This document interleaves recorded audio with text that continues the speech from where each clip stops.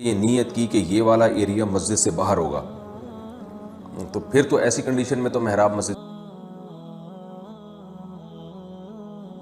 میں حج کرنے کا ارادہ رکھتا ہوں لیکن والد کہتے ہیں کہ ہم حج کر چکے ہیں اس لیے تم پر حج فرض نہیں ہے،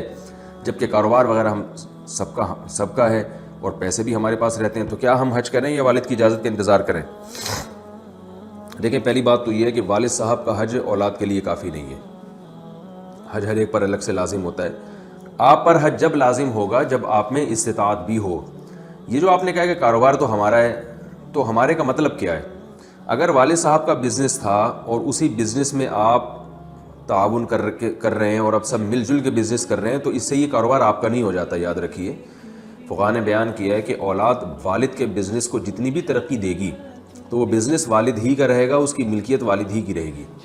تو یہ کاروبار آپ کا ہے کا مطلب اگر انویسٹمنٹ آپ نے اپنے پیسوں سے بھی کی ہے تو پھر تو آپ بھی شریک ہو گئے. اگر آپ کی انویسٹمنٹ اپنے ذاتی پیسوں سے نہیں ہے تو یہ ابا ہی کا کاروبار ہے، تو اس کاروبار کی وجہ سے آپ پہ حج فرض نہیں ہوگا. ہاں، آپ نے یہ کہا کہ پیسے بھی ہمارے پاس رہتے ہیں، تو اگر پیسے آپ کے پاس اس طور پر رہتے ہیں کہ اس بزنس سے جو ارننگ ہوتی ہے تو وہ ارننگ آپ ہی رکھ رہے ہوتے ہیں، اور والد صاحب نے یہ کہا ہوا ہے کہ جو پیسے آپ اپنے پاس رکھیں گے وہ گویا آپ ہی کے ہیں، گویا نہیں بلکہ صاف لفظوں میں کہ وہ آپ کی رقم ہی ہے. وہ صرف انتظامی معاملات انتظام کے لیے آپ کے پاس نہیں رکھوائے گئے بلکہ وہ سچی مچی کے پکے آپ کو دے دیے گئے ہیں. تو پھر وہ آپ ان پیسوں کے مالک ہیں. پھر دیکھا جائے گا کہ ایام حج، یعنی حج کی جب درخواستیں جا رہی ہوتی ہیں، ایام حج نہیں بلکہ وہ ایام جن میں حج کی درخواستیں جا رہی ہیں، تو ان دنوں میں اگر آپ کے پاس اتنی بڑی رقم جمع ہو گئی جس سے حج کرنا ممکن ہے تو پھر آپ پہ حج فرض ہو جائے گا. لیکن اگر وہ پیسے آپ کے پاس ویسے ہی رہتے ہیں کیونکہ کاروبار میں آپ تعاون کر رہے ہیں والد کے پاس، تو والد صاحب نے کہا ہوا ہے کہ ٹھیک ہے بھائی، جو ارننگ آ رہی ہے رکھتے رہو، پھر ہم مشترکہ حساب کرتے رہیں گے، تو یہ پھر امانت ہے آپ کے پاس، اس سے آپ پر حج فرض نہیں ہوگا. اور جب آپ پہ حج فرض ہو جائے تو پھر اس میں والد صاحب کی اجازت ضروری نہیں ہے. ہاں، اگر جانے میں والد صاحب کو نقصان کا اندیشہ ہو، ان کو خدمت کی ضرورت ہے، بوڑھے ہو گئے ہیں، تو پھر ان کی اجازت ضروری ہے. مسبوق بقیہ نماز کیسے پڑھے گا؟ اگر جماعت کی کچھ رکعتیں رہ گئی ہوں تو آخری قعدہ میں امام کے ساتھ اتحیات اور دعا و درود بھی پڑھے گا، یا صرف اتحیات پڑھ کر امام کے ساتھ سلام پھیرنے کا انتظار کرے گا؟ نیز باقی رکعتیں کس طرح پوری کرے گا؟ یعنی اگر کسی شخص کی امام کے ساتھ کچھ رکعتیں رہ گئی ہوں تو پوچھ رہے ہیں کہ باقی نماز کیسے پڑھے گا. تو پہلی بات تو یہ کہ امام کا جو آخری قعدہ ہوگا جس میں امام اتحیات بھی پڑھتا ہے، درود شریف اور دعا بھی، تو جس کی رکعتیں نکل گئی ہوں وہ اتحیات پڑھ کے خاموش ہو جائے، آگے درود شریف اور دعا نہ پڑھے. پھر امام صاحب جب سلام پھیریں تو جب دوسرا سلام پھیرنے لگیں تو یہ اللہ اکبر کہہ کے کھڑا ہو جائے، اس کے بعد یہ ثنا پڑھے، پھر اعوذ باللہ من الشیطان الرجیم پڑھے، پھر بسم اللہ الرحمن الرحیم پڑھے، پھر سورہ فاتحہ پڑھے، پھر سورت ملائے. پھر اگر یہ رکعت تھی 4 رکعتوں والی نماز، اور یہ نماز جو امام کے ساتھ اس نے پڑھی ہے 4 رکعتوں والی نماز ہے، اور اس کی 1 رکعت رہ گئی ہے، تو یہ سمپل رکوع کرے گا، رکوع کے بعد قومہ میں جائے گا، پھر 2 سجدے کرے گا اور اتحیات پڑھے گا. اتحیات کے بعد درود شریف دعا پڑھ کے دونوں طرف سلام پھیر لے گا اور نماز ختم ہو گئی اس کی. یعنی 1 رکعت اگر رہ گئی ہو کسی کی، چاہے یہ 4 رکعت والی نماز ہو، 3 والی نماز ہو، 2 رکعت والی نماز ہو، 1 رکعت اگر کسی کی رہ گئی ہو تو یہ کرنا پڑے گا. 2 رکعت اگر رہ گئی ہیں اور نماز ہے 4 رکعتوں والی تو بھی سمپل، جب امام سلام پھیرے گا یہ کھڑا ہو کے ثنا پڑھے گا، اعوذ باللہ بسم اللہ کر کے سورہ فاتحہ کے بعد سورت ملائی، پھر رکوع سجدہ کرنے کے بعد دوبارہ کھڑا ہو جائے سیدھا، پھر سورہ فاتحہ پڑھے، بسم اللہ الرحمن الرحیم پڑھے، پھر سورہ فاتحہ پڑھے، پھر بسم اللہ پڑھ کے سورت ملائے، پھر رکوع کرے اور آخر میں اتحیات درود شریف دعا پڑھ کے سلام پھیر لے. یہ اس کی حالت بتا رہا ہوں جو 2 رکعتیں رہ گئی ہوں کسی کی. اور اگر کسی کی 3 رکعتیں رہ گئی ہوں تو پھر یہاں تھوڑا سا ٹیکنیکل، عام لوگوں کو پتہ نہیں ہے تو اس میں تھوڑا سا لوگ الجھ جاتے ہیں. اس کو خوب اچھی طرح سمجھیں کہ اگر کسی کی امام کے پیچھے 3 رکعتیں رہ گئی ہوں تو یاد رکھیں امام نے یا تو 3 فرض پڑھے ہوں گے یا 4 فرض. ظاہر ہے فجر کی نماز میں تو 3 رکعتیں نہیں رہ سکتی نا، تو مغرب کی نماز میں رہ سکتی ہیں، یا یہ جو ہے ظہر عصر اور عشاء کی نماز میں. تو مغرب کی نماز میں اگر 3 رکعتیں رہ گئی ہیں تو بھی بہت آسان ہے. آپ نے کیا کرنا ہے، امام نے جب سلام پھیرا آپ کھڑے ہو گئے، وہی ثنا پڑھی، سورہ فاتحہ وغیرہ اعوذ باللہ بسم اللہ پڑھ کے، اور سمپل اسی طریقے سے 3 رکعتیں ادا کرنی ہے جیسے آپ امام کے پیچھے اگر نہ ہوتے تو جیسے ادا کرتے، کیونکہ آپ کو امام کے پیچھے 3 رکعتیں ہی نہیں ملی ہیں، آپ آخری قعدہ میں شریک ہوئے امام کے ساتھ. لیکن 4 رکعتوں والی نماز اگر موجود ہے، یعنی 4 رکعتوں والی نماز میں آپ کی 3 رکعتیں نکل گئی ہیں تو خوب اچھی طرح سمجھیں،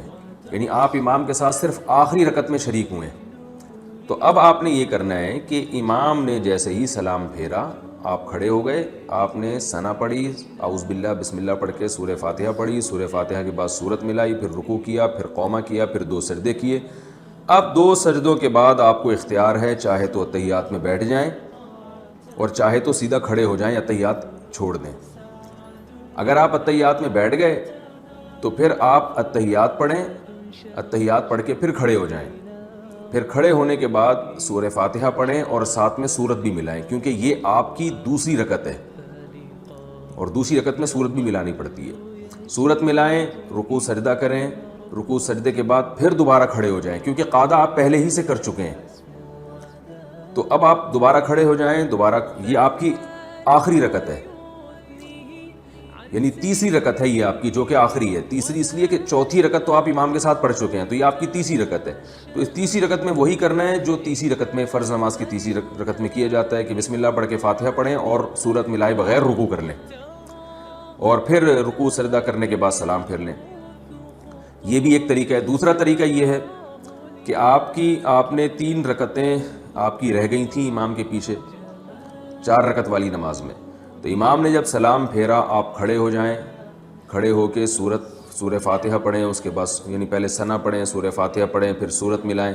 پھر آپ رکوع کریں، پھر سجدہ کریں۔ رکوع سجدہ کرنے کے بعد آپ بیٹھے نہیں بلکہ کھڑے ہو جائیں، یہ طریقہ بھی جائز ہے۔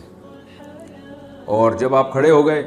تو پھر آپ نے پھر سورہ فاتحہ پڑھی، پھر سورت ملائی، اس کے بعد پھر آپ رکوع سجدہ کر کے اب آپ بیٹھنا پڑے گا آپ کو، کیونکہ اس سے پہلے والی رکعت میں آپ نے قاعدہ نہیں کیا، تو آپ بیٹھ کے سورہ اتحیات پڑھیں، یعنی اتحیات اتحیات للہ والصلوات والطیبات، یہ مکمل کرنے کے بعد پھر آپ دوبارہ کھڑے ہو جائیں، اور کھڑے ہونے کے بعد آپ نے سورہ فاتحہ پڑھی اور سورت نہیں ملائیں، پھر اس طرح رکوع سجدہ کر کے اپنی نماز کو کمپلیٹ کریں۔ امید ہے سمجھ میں آ گیا ہوگا، نہیں آ گیا ہوگا تو پھر دوبارہ رابطہ کریں انشاءاللہ۔ بیرون ملک میں مسجد دور ہو تو کیا کریں؟ اگر مسجد گھر سے 13 منٹ دور ہو اور گاڑی کی سہولت بھی نہ ہو تو کیا گھر میں نماز پڑھ سکتے ہیں؟ اگر اتنی دور مسجد ہے تو آپ کے لیے یعنی مسجد جانا واجب نہیں ہے، لیکن جائیں گے تو زیادہ ثواب ملے گا۔ رسول اللہ صلی اللہ علیہ وسلم نے ارشاد فرمایا کہ جو قدم مسجد کی طرف اٹھتا ہے ہر قدم پہ ایک گناہ معاف ہوتا ہے اور ایک نیکی لکھی جاتی ہے۔ تو آپ گاڑی میں جائیں، کسی بھی چیز پہ جائیں، جتنا آپ سفر کریں گے اللہ تعالیٰ آپ کے درجات کو بلند کریں گے، آپ کی خطاؤں کو درگزر کریں گے، معاف کریں گے، لیکن بہرحال لازم نہیں ہے اتنی دور جانا۔ اب گھر میں جب آپ نماز پڑھیں تو پہلی تو کوشش یہ کریں کہ اپنے محلے میں کسی مسجد کا انتظام کریں، تمام جتنے بھی وہاں مسلمان ہیں چاہے تھوڑے ہی کیوں نہ ہوں، وہ مل کے کوئی ایسی کوشش کریں کہ محلے ہی میں مسجد کا انتظام ہو جائے، کیونکہ اتنے عرصے تک جماعت کی نمازوں سے اور مسجد کی جماعت سے محروم رہنا یہ بہت بڑی محرومی کی بات ہے۔ دوسری بات یہ کہ جب تک مسجد میں انتظام نہیں ہوتا تو آپ گھر میں جماعت کا اہتمام کریں، کچھ لوگ جمع ہو جایا کریں ایک ہی گھر میں یا کسی ایک جگہ پہ،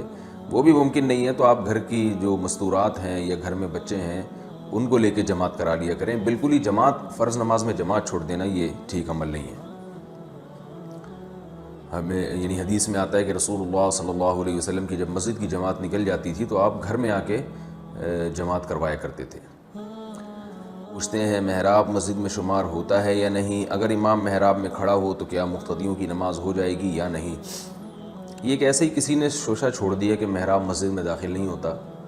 میں تو جہاں بھی تحقیق کی ہے تو جو مسجد کی انتظامیہ ہے وہ کوئی الگ سے نیت نہیں کرتے،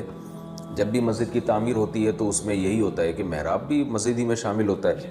تو اس لیے اگر کسی نے مسجد بنائی اور پہلے سب نے مل کے یہ نیت کی کہ یہ والا ایریا مسجد سے باہر ہوگا تو پھر تو ایسی کنڈیشن میں تو محراب مسجد میں داخل نہیں ہوگا، لیکن اگر ایسی کسی نے نیت نہیں کی ہے تو محراب بھی مسجد ہی میں داخل ہے۔